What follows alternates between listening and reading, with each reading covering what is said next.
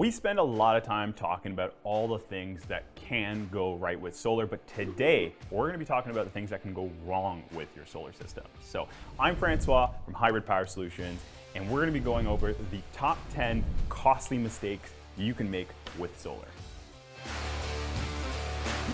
All right, mistake number one is not hiring the pros to do this job. So yes, this is completely doable as a DIY. It's just you gotta have that right skill set, and it's not everybody who has it. It's just like going out there and trying to do your own plumbing and electrical. You can do it, but a plumber and electrician is gonna get it done right the first time. So not shying people away from DIY, just making sure you know that it's always better to hire the pros, and you're probably gonna save yourself a lot of money in the end.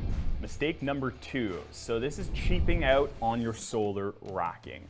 So whether you're doing pole mount, ground mount, or roof mount, 2x4s are just not going to have the same structural integrity and design standards that a kitted out aluminum or steel racking is going to have. It won't have the same integrity.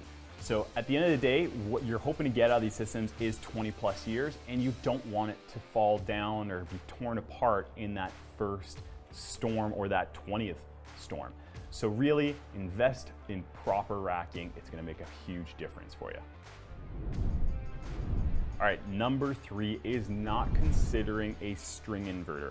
So a lot of installers are using micro inverters these days. They're great, they're affordable, they're a lot easier to install, but they just don't have the flexibility of a string inverter. So that means you're not gonna have the capability of doing battery backup. Now that might be fine at the time of installation, but think down the road. Maybe you do want to add battery backup eventually, and that's just not an option for microinverters. The other thing too is you're not going to have that power management flexibility. Maybe you want to eventually get an EV, and then you're going to want to divert all that excess solar power on a really sunny day to just charging that vehicle. You just don't have that option with a microinverter. So really consider that string inverter option.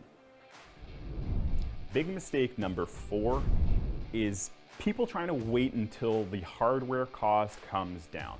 Yes, eventually hardware cost will come down, but what you gotta remember is that when you're waiting, you're not saving. And that's what a solar system really does. The true value of a solar system is the energy rate saving that you're gonna incur. So make sure the minute that you can afford the system, you go ahead and you make that purchase, and when financing options, it's almost a nil issue. Mistake number five is not adding a fossil fuel backup generator to an off-grid solar system. So this is strictly for off-gridders. You're gonna wanna invest in a backup generator, and yeah, it's gonna be seldomly used, but for those times you need it when the sun hasn't been out for a few days, it's gonna make sure that you have power 365 days a year. It's really important to go ahead and invest in that backup power generator.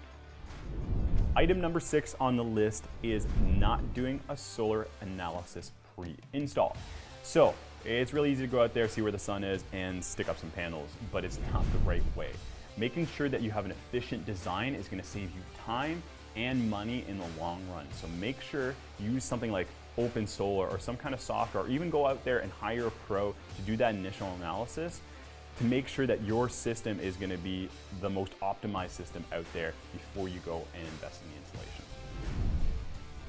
All right, mistake number 7 is something I've talked about in the past, and it's not using certified products. So when I'm talking about certified products, I'm talking about something that has CSA, UL, ETL, or TUV stamped on it. The reason why you want to go after products with this kind of certification is not only to be safer, but they're just going to be of a higher quality. And remember, CE is a self-regulated certification, so really there's not much in there to be enforced, and it's probably not going to be to the same standards as all those other high-level, more expensive, more enforced and regulated certification bodies. Mistake number 8 is not checking your bylaws and your permit requirements before you go out and install your system. Now, it's not everywhere that has these kind of requirements, but most places will either require some form of building permit, insurance approval, or connection permit. So please do your research for your specific province, state, or even county to ensure that you've got all your paperwork lined up before you do the installation. The worst case could be that you have to rip everything off and you've got a complete waste of money and a waste of your time up ahead of you. All right, mistake number 9 is underestimating your power requirements.